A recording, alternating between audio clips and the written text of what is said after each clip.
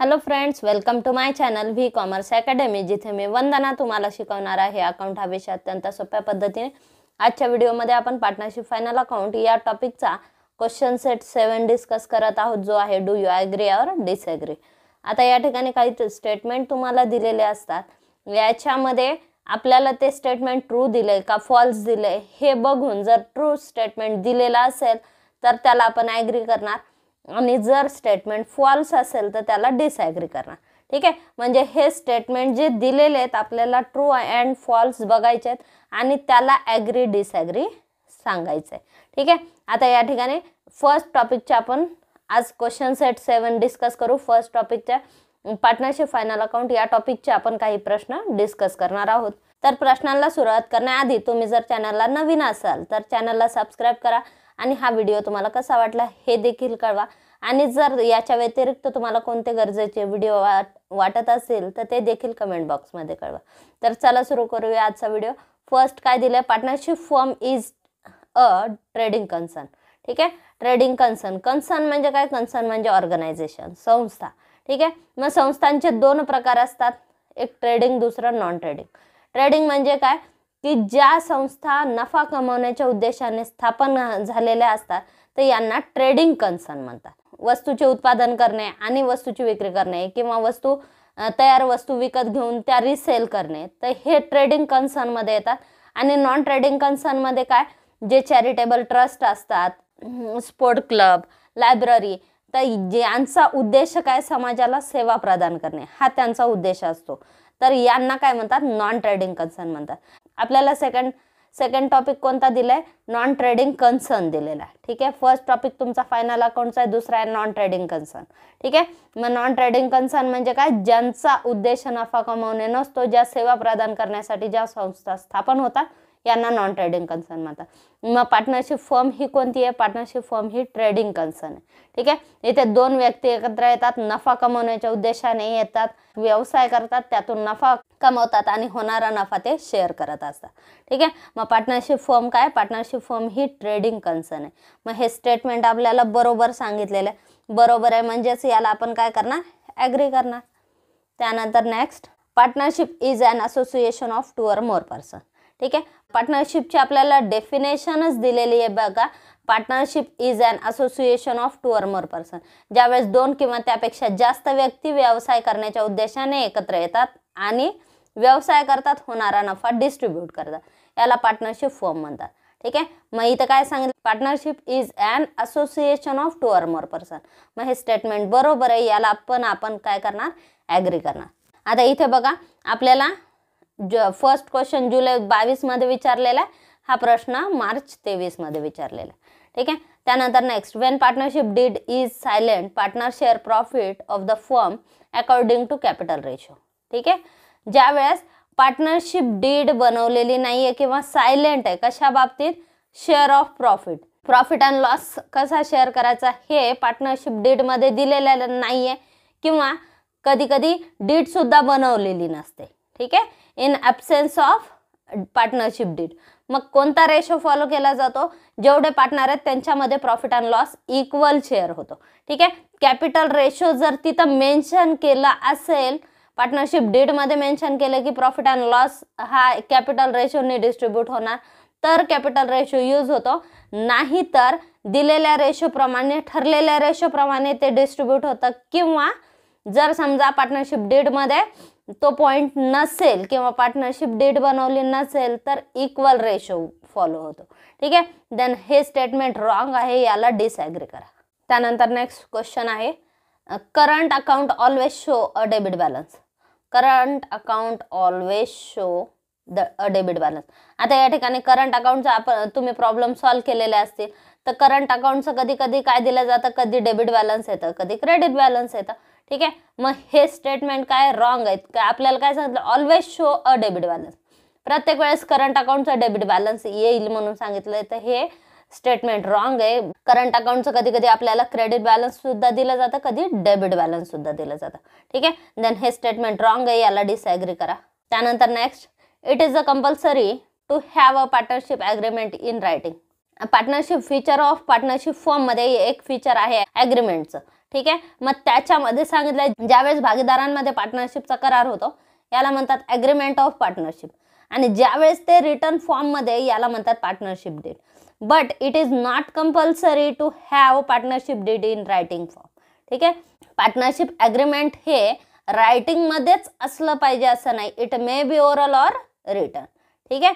मग पार्टनरशिप इथं काय सांगितलं, it is a compulsory to have a partnership agreement in writing. हे स्टेटमेंट रॉंग आहे, याला डिसॲग्री करा. त्यानंतर next, an interest on capital is an expenditure for the partnership firm. Interest on capital, कॅपिटलवर इंटरेस्ट दिला. ठीक आहे. मग पार्टनरशिप फर्मसाठी बिझनेससाठी ते काय आहे, एक्सपेंडिचर आहे. ठीक आहे. हे इंटरेस्ट कोण देते, बिझनेस देते. कोणाला, पार्टनरला. ठीक आहे. मग पार्टनरचं ते इंडिव्हिज्युअल इन्कम आहे, पण बिझनेससाठी ते काय आहे, एक्सपेंडिचर आहे. मग हे स्टेटमेंट बरोबर आपल्याला दिलेलं आहे, याला ॲग्री करा. नेक्स्ट काय दिलं, partner are entitle to get salary or commission.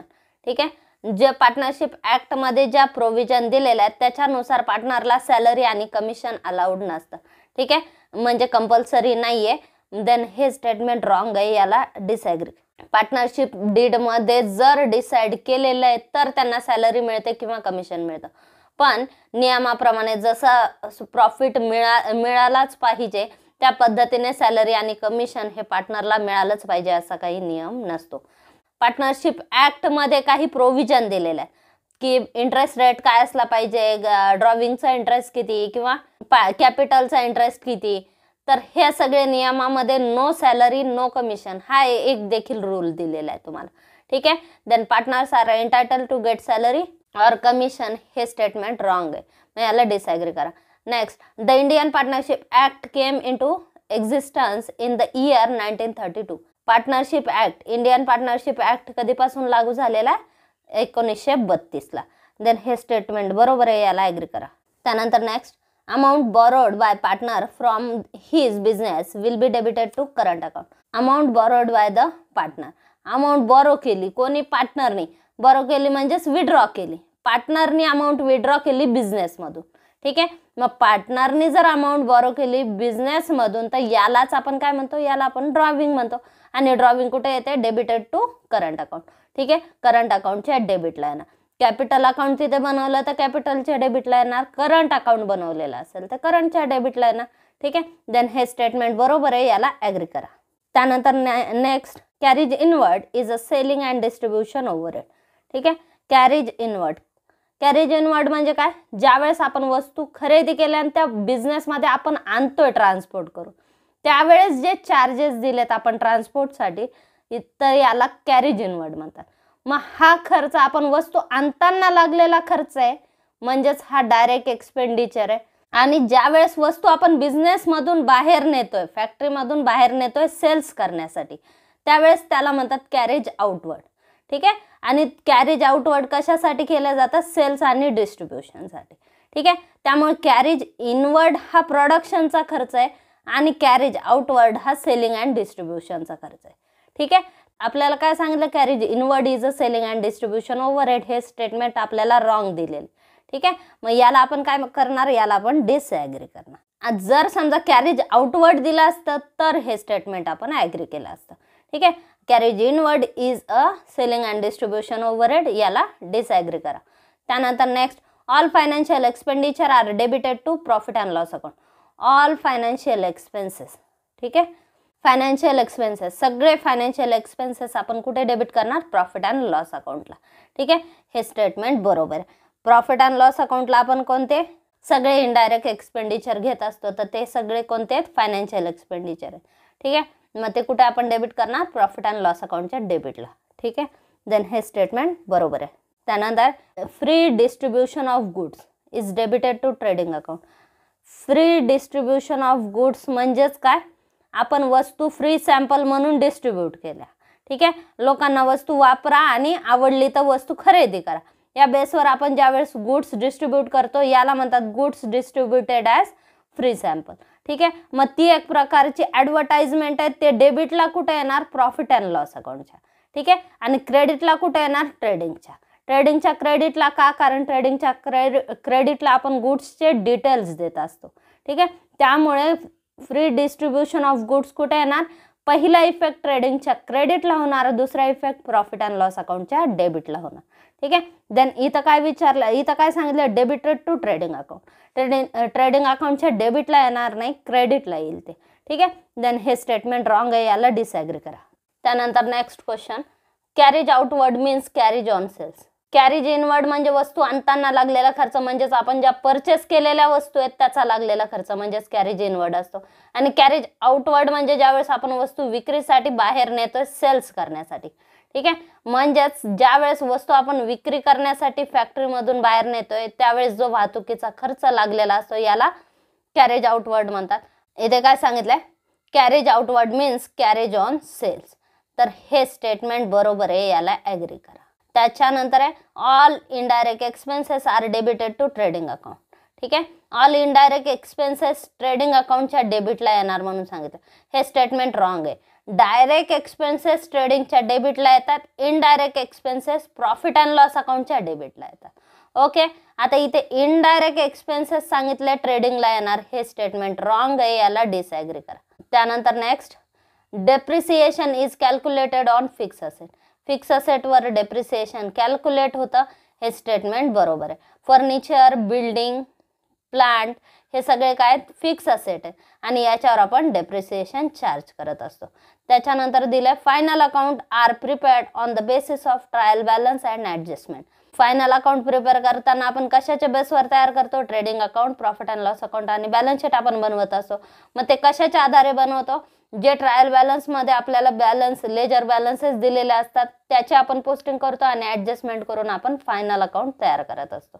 ठीक आहे. इथे काय विचारलं, final account are prepared on the basis of trial balance and adjustment. हे स्टेटमेंट बरोबर आहे, याला ॲग्री करा. तर हे झाले पार्टनरशिप फायनल अकाउंट या टॉपिकचे काही ऑब्जेक्टिव्ह क्वेश्चन आपण डिस्कस केले. Do you agree or disagree हा क्वेश्चन सेट आपण डिस्कस केला. तर आजचा व्हिडिओ तुम्हाला कसा वाटला हे कमेंट बॉक्समध्ये नक्की कळवा. चॅनल अजून सबस्क्राईब केलं नसेल तर चॅनलला सबस्क्राईब करा आणि व्हिडिओला लाईक करा, शेअर करा आणि सबस्क्राईब करा. थँक्यू.